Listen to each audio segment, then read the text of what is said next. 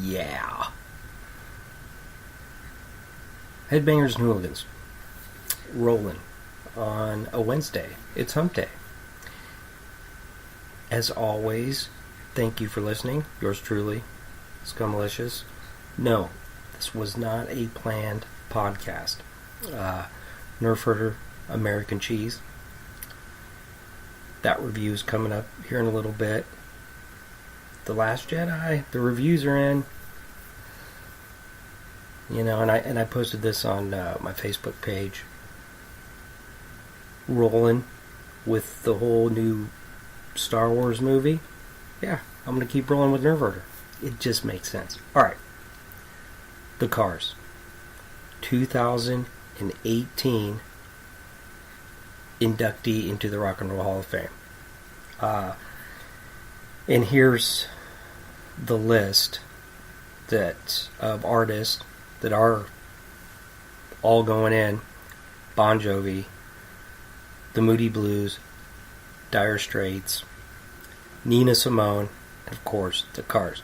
Bon Jovi doesn't belong in the Rock and Roll Hall of Fame. They just don't. I'm sorry. I've got some friends that will be disappointed when they hear this because they're huge fans of him. Because he's so hot. He's a fucking dick. Listen, I was a friend at one time with a guy, and I might have told this story before, so I apologize if I have, that set up the stage for bands, you know, set up their lights, unloaded and loaded all their equipment. And let me tell you something, it's not an easy job, because I've done it. You bust your fucking ass. And those guys literally are the backbone of these bigger bands. A lot of bands nowadays, they do everything themselves. But especially in the late 70s, in the 80s, all these, you know, big MTV bands like Bon Jovi, yeah, they had a crew. And those guys are the ones that bust their ass. And he, talking about John Bon Jovi, was a dick to all of his roadies. He just was. And I've heard it from other people too. But it has nothing to do with him being a dick. There's plenty of dicks in the Rock and Roll Hall of Fame. Bon Jovi, really? They're a butt rock band. They are. They're not the worst band ever. I'm not saying that. Okay? And they didn't put on makeup like a lot of the other bands in the 80s. But seriously, I'll be there for you. These 5 words I swear to you. Or, your love is like bad medicine. I don't think they belong in there. That's just me. But they still have a lot of fans, so I know they're all happy. The Moody Blues, they're okay. You know, Nights in White Satin. Ding, ding, ding, ding. That's an okay song.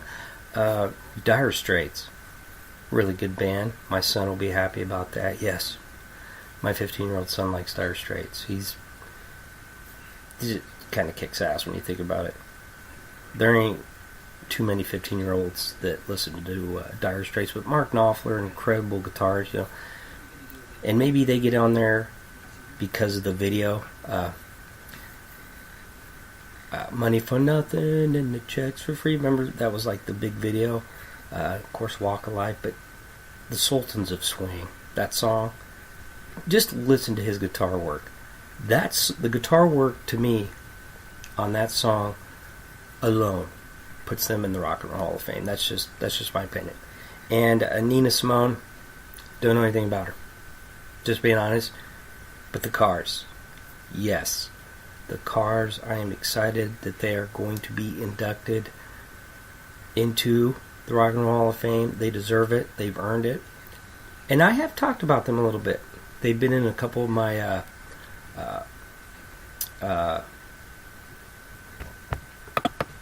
Battle of the Band Wars.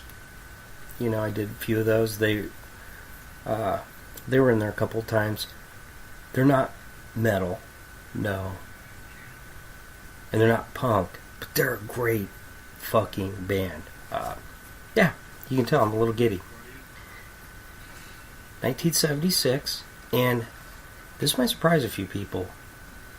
They are out of Boston, Massachusetts. And the reason I'm telling you that, because a lot of people, because, the new wave and the synthesizers, for some reason, a lot of people immediately think of California. Kind of makes sense, I guess. Or maybe even New York. But no, Boston, Massachusetts. Yes, the same city that gave us Boston. And to me, one of the most overrated bands of all time, Aerosmith. Yes, I said it. And I don't fucking care what people think. Overrated. They're an okay band. Okay, the Cars are great. Rick Ocasek, of course, guitar, singer. Ben Orr on bass. Sadly, passed away in 2000 from cancer. Fucking sucks. I saw a video on YouTube earlier this morning. The Cars were performing, I believe, Just What I Needed. He sounds so good on that video, live. The whole band did. And that's a huge deal to me. You know that. We hear your record. We want to hear that when we see you live. I think you got that with the Cars. Elliot Easton, lead guitars. I posted on my Facebook page. He's like the secret weapon. He really is. Elliot Easton is a Headbangers and Hooligans special. He really is. What's something that I say a lot when I describe about guitar players? Simple, quick, and effective. That's Elliot Easton. Just little guitar fills and little solos in the perfect spots. They sound great in the songs that they're singing, and I love that. He was the king of that. He was. That's just my opinion. Greg Hawkes, keyboard, David Robinson, the drummer, and that was their lineup. And that's another thing you don't get a lot of is the same members sticking together through the entire lifetime of the band. Now, they did split up, I think, around 1988, and they were talking about getting back together, but unfortunately, of course, Ben Orr passed away with cancer. That fucking sucks. God, I hate fucking cancer.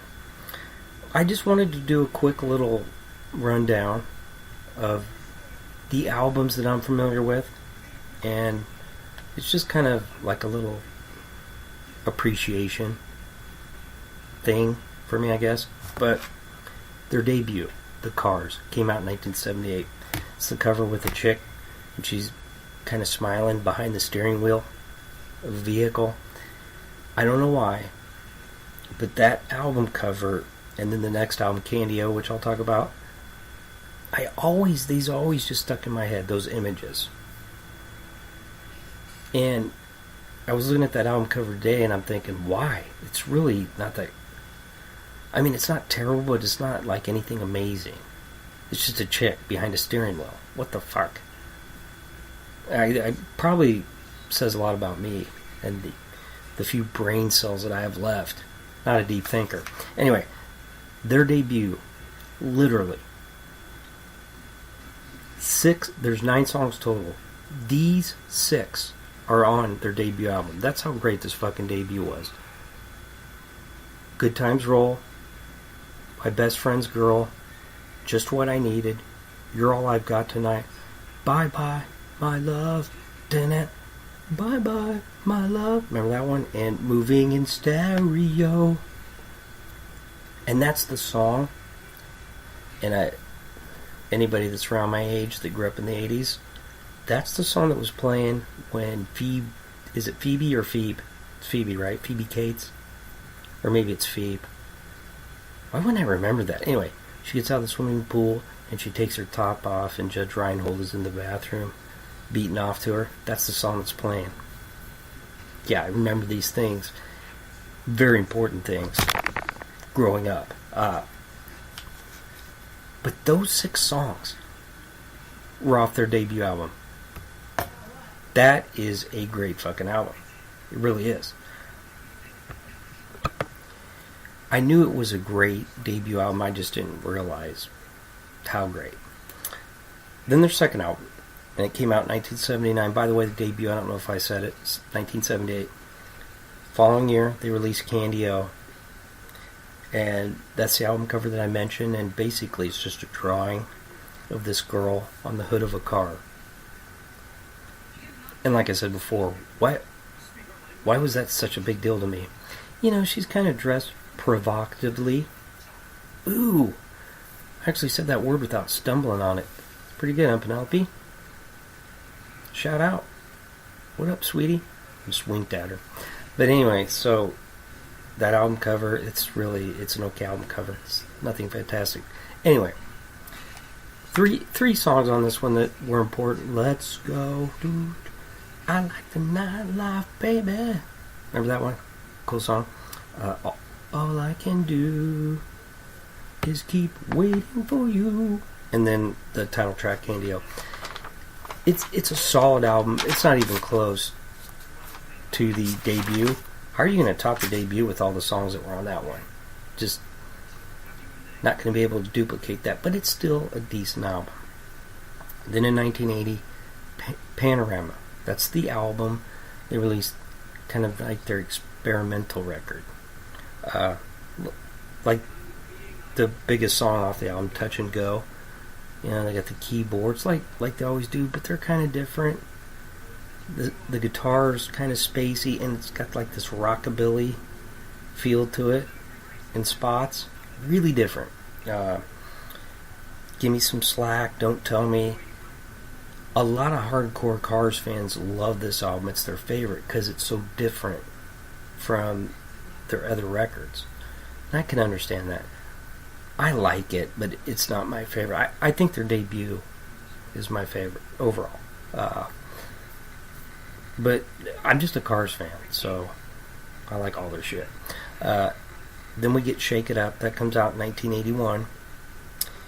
And that album went back to the Cars formula that we heard on the first two albums. You know, Since You're Gone, Shake It Up, I'm Not the One, Victim of Love. Like, they were just a hit machine. You know, and they were good musicians. That's the thing. And, you know, I seen some comments, well, they were pretty good for a pop band. They were more than just a pop band. You know, because they get played on classic rock radio now. And definitely in the 80s, their sound definitely leaned more towards pop. But there was still texture there. You know, they were more than just a top, you know, they weren't Duran Duran, so to speak. And I love Duran Duran. Let me make that very clear. But they were a talented band, and they just knew how to write a song. I mean, it's that simple. And then the last album to talk about is Heartbeat City, that came out in 1984. It was produced by Mutt Lange, and he was the guy that produced the Def Leppard albums. You know, I know High and Dry, and I think he did produce Pyromania. It's just a fucking awesome 80s album. Does it sound like an 80s album? Yeah, and I don't think there's anything wrong with that. Hello Again, Magic, which has a great guitar solo from Elliot Easton. Drive, Who's Gonna Drive You Home Tonight? Ben Orr, man, so underrated. Good bassist, good songwriter, good singer. Just a talented guy. You Might Think, great video, great song. And then Heartbeat City, the title track. And I had the actual album. I don't know what happened to it. Boy, I played the shit out of that album, Heartbeat City. I was 13. I just thought it was the greatest fucking thing ever recorded. And you know what, for the most part, it's held up over the years. It has to me. Yeah, it sounds like the 80s. But like I said before, I don't think that's a bad thing. They recorded 2 more albums after Heartbeat City. Honestly, though, I don't know what songs were on them. I didn't really listen to them. I probably heard some of the songs. But Heartbeat City is where I kind of transitioned into my headbanger years.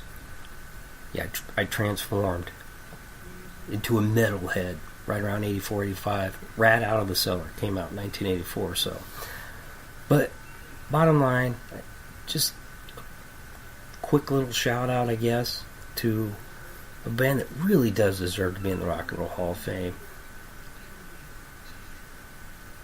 They sing good. They wrote great songs.